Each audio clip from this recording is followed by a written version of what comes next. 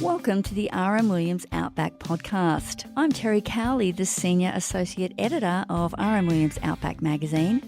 Thanks to Elders Insurance for sponsoring this podcast. Mitchell McNab and Mark Foletta are two young Victorian farmers. They're very different. The first is a fifth-generation orchardist, growing apples, pears and plums. The second, a boutique producer of wine, cherries, heritage pumpkins and a forager of wild mushrooms. They don't live far from each other, Mitchell in Ardmona and Mark near Benalla, which is how I came to be talking to them in this interview, wearing my other hat as a presenter on Shepparton Community Radio. Mitchell recently won the Young Farmer of the Year award at the annual Farmer of the Year Awards, put on by the Condon Group and ABC Rural in Canberra. Outback is a media partner to the awards. Mark was also recognised, winning the award for excellence in diversity and sustainability. After me, Mitchell is the first to speak. First of all, congratulations, gentlemen. You were in Canberra receiving these awards. What was that experience like? Yeah, no, first time being in Canberra, which was, interesting. First time ever? Yeah. Oh, yeah. okay. So I must have missed the school camp or so forth that everyone used to go and visit Canberra in. But, nice experience and, great to go up and, be a part of the ceremony and meet some of the other recipients too. And, of course, it was held at Parliament House, so you're sort of walking the corridors of power there. Yeah, no, it was great to experience that and catch up with some of the other MPs and so forth. And you, Mark? Well, it was my second time to Canberra. I did catch the school camp back in grade 6. It was great to meet everyone, and some of the other award recipients were lovely. So, all of them were great. You know, we got the best in Australia, and definitely great to get around Parliament House and see that in the flesh. What are sort of some of the outcomes of an award like this? I mean, obviously there's the media interest. I think one of your things that you mentioned at the awards, Mitchell, was trying to encourage more young people into agriculture. Yeah, certainly. So, I think the biggest challenge is that we have a really ageing farming population, and I think, we have this really unique time at the moment where we've got all this technology that's starting to filter into agriculture more than ever, and, hopefully we can try and encourage some younger people to come and, help implement that technology into the industry. And whereas currently, I guess, if we do have that continuing ageing farm population, I guess the adoption of that technology is going to be harder to achieve, and therefore I don't think the industry is going to quite progress as quickly as it possibly could. Your sort of central plank, Mark, is very much the paddock to plate push and knowing where our food comes from. Yeah, definitely. That's kind of been a real focus in my business from the get-go. The connect to the consumer has been a really vital part of my business model, and that's been everything from the farm gate sales or sales in Benalla through to dealing with some of the top restaurants in Melbourne, and keeping that close contact has really allowed my business to really grow and expand and diversify. Maybe if we start with you in explaining what you do, because you've got so many different planks. I mean, it's almost like, what don't you grow on your farm? Oh, yeah, there's a few things. I got back to the farm. I bought the farm next door, which was a cherry orchard. I also grow grapes for wine. I forage a lot of pine mushrooms, got a licence with HVP. I grow French heirloom pumpkins, lucerne, merino sheep, Angus cattle, and there's probably a couple of other things there. I think it's over 10. Definitely keep things diversified and interested in trying new things as well. One of the things that does get probably the most attention is you had the first Victorian licence to harvest 1 to 2 tonnes of wild mushrooms annually.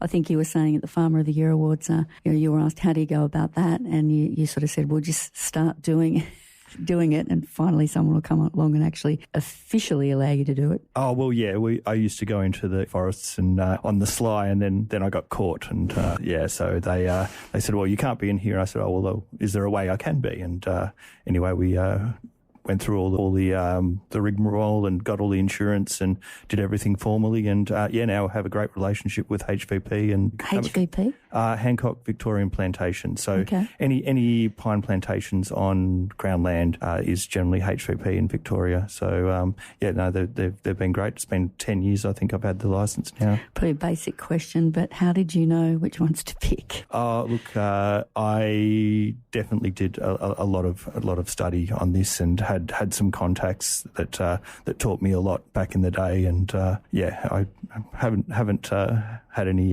dissatisfied customers yet. Did you have some bad experiences along the way trying to work out what was what? No. I think I've been very, very thorough with, there's multiple different ways of identifying mushrooms, including the environment, pathology of the mushroom, looking at spore prints and things like that. And what I generally pick is relatively safe. But it's the best advice I say is always go with someone that knows what Absolutely. they're doing. I'm sure that's great advice. And Mitchell, tell us what you do. A fifth generation grower on your family's century-old orchard at Ardmona. Yeah, so I've been back on the farm for pretty well 10 years now, and we grow apples, pears and stone fruit, and also some wheat and canola on some lease country around Ardmona area. We also have a cold storage site where we can store our fruit for longer periods if needed, and I'm also currently the chair of Fruit Growers Victoria, which I've been on the board for about 4 or 5 years now, and it's been a really great experience to get involved in the industry and try and, again, champion some younger people into the organisation. I think it was a couple of years back you did a Nuffield scholarship investigating robotic technology for the horticultural industry. Now, a couple of years down the track, that labour challenges have gotten much greater, so that was quite fortuitous that you've done that. What extent have you got robotic technology working at your place? So back in 2016, I guess, before COVID, I guess,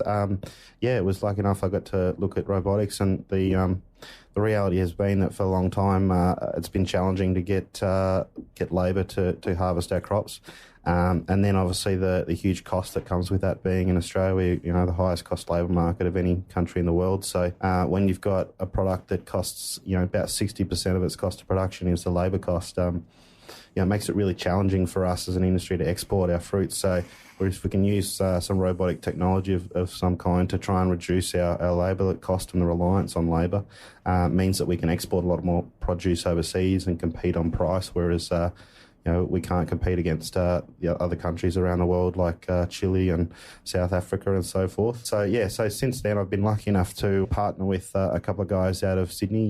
They've got a company called Robotics, and they've actually come down on my farm and have been here for the last 2 years, and basically they've been developing an apple harvesting robot that on my farm, and we've got a bit of an agreement with them for the next couple of years that hopefully within the next couple of years they'll get to a commercial level and finish the trial, and hopefully down the line we'll have a couple of robots coming around and picking our fruit. We're hearing so much about AI, artificial intelligence, this year. Is that something you're looking at incorporating, or is that actually part of the robotics? That's part of the robotics already. So the idea is that AI can learn what apple is, satisfactory to harvest. So whether it's the right size or the right colour, or whether there's any marks or blemishes. And so that's been the challenging part of it, I guess. For a long time, the issue with trying to have a robotic apple harvester is how we could recreate the concept of human touch, and now we've sort of got some different mechanisms that can achieve that. When you think of a robot picking apples, I don't know, you feel like it might damage the apple, but Exactly. Obviously that has to be taken into account. Yeah, no, exactly. So there's some new technology out there that they can sort of, somewhat mimic that mechanism. And, Gentle robots. Exactly, yeah. So, and then now, obviously, with the AI being able to learn what, with these different cameras that can visually pick up the apples in the canopy of the tree, and then understand what quality they are and whether they need to be harvested or not. So it's been a bit of a long process, and the boys are, I think, are definitely on track to try and hopefully have something at a commercial point of view in the next couple of years. So you would be, I'm sure you're right on trend with everything you're doing, Mark, but you're much more looking, I guess, it's more of a slow production method with what you're doing with supplying some of your produce to more kind of, I guess, boutique produce to Melbourne restaurants and things like that? Yeah, totally.